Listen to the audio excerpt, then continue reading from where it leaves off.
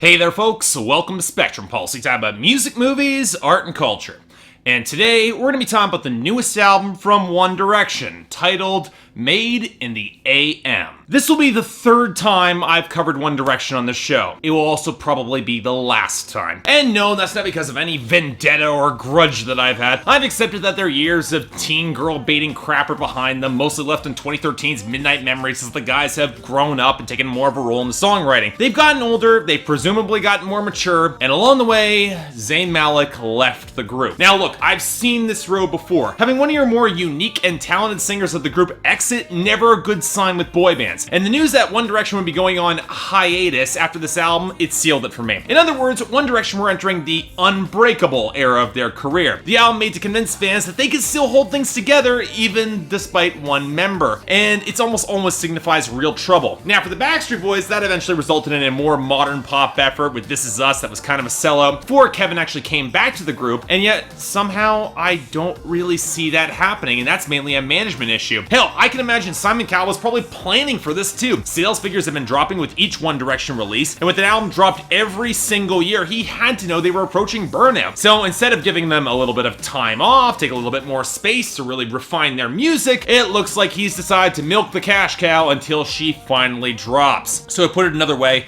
I was under no expectations this album would be anything close to good. Not only were there less writing credits from the group, but none of the lead-off singles had really impressed me in the same way that songs like the excellent Night Changes had. So I expected real trouble going in. So how did Made in the AM by One Direction turn out? Well, it's somehow both more and less than I had expected. With rare exceptions, this is a rough standard of quality to Made in the AM that saves it from being bad. And I'd argue that One Direction makes the right dramatic decision in playing for more of a finale vibe. But on the other hand, One Direction really didn't go out with a bang here. More of a tired sigh that the energy sorely lacking and the instrumentation not having the same color it used to. And given that a lot of people tend to remember their endings, I'm not sure that this is the note this particular group wanted to leave on. And yeah, folks, I'm considering this their final album. If I'm proven wrong, hey, it might happen, but somehow I doubt it. So let's get the most painful part of this out of the way first. Yes, One Direction is really hurt by the loss of Zayn Malik, more than they would like to admit. With his slightly rougher and lower tones provided, he was the foundation and provided that little bit of grit. And while it's kind of compensated by the others dipping more into their lower range and their voices somewhat naturally deepening, it's not as natural and renders many of the already bare bones harmonies feeling a little bit incomplete. I'll give them props for trying to emote more in that range to compensate. Harry puts in a lot of work here, and they do shift to give Liam and Niall a little bit more time in the spotlight, but even on the choruses, they don't feel nearly as full and potent as they could. It's like with the Backstreet Boys in Unbreakable. I get this feeling. I've seen this happen before. And sadly, just like Unbreakable, the music is a complete mess, with compositional choices that range from conventional to off-kilter to the point of misguided, and some of the most inconsistent production I've heard since the last time I've covered a psycho music album, which was last week. Let me put it like this. It's a bad sign with the best moments on this album are the pre-chorus of Drag Me Down, which actually has some killer swell that the buzzed out staccato riff can do nothing to really pay off, and the retro groove of What a Feeling, which might as well be Fireproof Part 2. And it's not even like I can point to these mixes being so percussion overloaded so much that they just feel way too big and washed out to really complement the group, especially minus their harmonic foundation with Zayn. The guitar tones are either very liquid and shove right to the back of the mix, or they're so distorted and compressed to have absolutely no swell or melody whatsoever, even if the bass lines are often pretty damn good. And that's where we get moments like the clunky tempo shift on End of the Day, or the title track Hey Angel, which reminded me way too much of Millennium by Robbie Williams, or the bizarre choice to drench everything in so much reverb and mist that the instrumentation loses all that color and spark. I might not have liked all the painfully thin stabs at other genres and Midnight Memories, but at least there was more life and vibrancy to the production than this. Of course, then we get Never Enough, which tries for a jungle vibe with the beefy shouts, the screams, and those painfully fake horns that sound less like any sort of sex jam and more like a garbled Hooked on a Feeling, and nowhere near as good. What's weird is that it's then followed by Olivia, a goofy acoustic touch jam with some bouncy piano and what sounds like real horns. It's the same production duo behind both songs. How can it sound so different? But what's really telling is that for all the bombast on this record, it rarely has the hooks to really grab me beyond some fragmented pre-choruses, and playing most of it in washed out late 80s early listening tones, not the way to do it. But okay, fine. What about the lyrics? Well, the best thing I can say is that they're mostly mostly a mixed bag. For the most part, it seems to focus on that impending hiatus and ending with the hope of rebirth. And that's mostly uncharted territory for One Direction, because while love and hookup songs like Hey Angel or If I Can Fly, or the clumsily written acoustic ballad I Wanna Write You a Song, which hilariously One Direction didn't even write, or even End of the Day, they're easy enough for these groups to sell. The breakup songs or tracks where they're trying to sustain something falling apart are a much different matter. And between the clingy desperation of Drag Me Down to the last-ditch swing for one last night together on Love You Goodbye, it's really unflattering for them. Mostly because you get the impression that rejection isn't something One Direction are used to experiencing, at least not outside their own personal terms. But the funny thing is that when they're talking about relationships that they really couldn't control things falling apart, like on Infinity or especially on What a Feeling, which is a great song, they feel a lot more mature and thoughtful and insightful, or at least not so confessional that they just fall into awkward territory like the half hookup, half vulnerable jam Perfect, which may or may not be directed at Taylor Swift. Thank you so much, Harry Styles. What's interesting is that while many fans have assumed Infinity is the song talking about Zayn's departure, which I kinda doubt considering the chorus is calling this person baby, the song that is much more believable in that vein is Long Way Down. Speaking of building so much only for it not to go as to good use as it could have, missed opportunities and lost chances. It's actually got a lot of emotional pull to it, and the half-empty instrumentation actually works as an asset there, really emphasize that loneliness and that loss. But you know, as the album ends with history, you get the impression that One Direction, they're at least trying to give their fans some hope that they'll be back someday. But I gotta be honest here,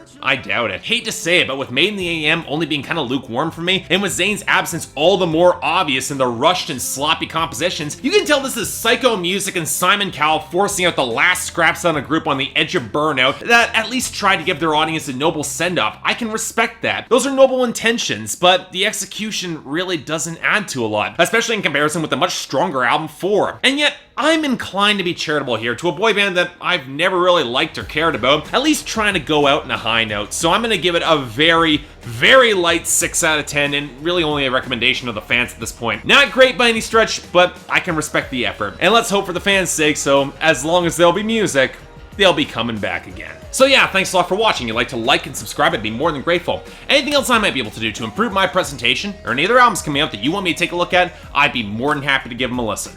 Till then, I'm Mark, you're watching Spectrum Pulse, and I'll see you next time.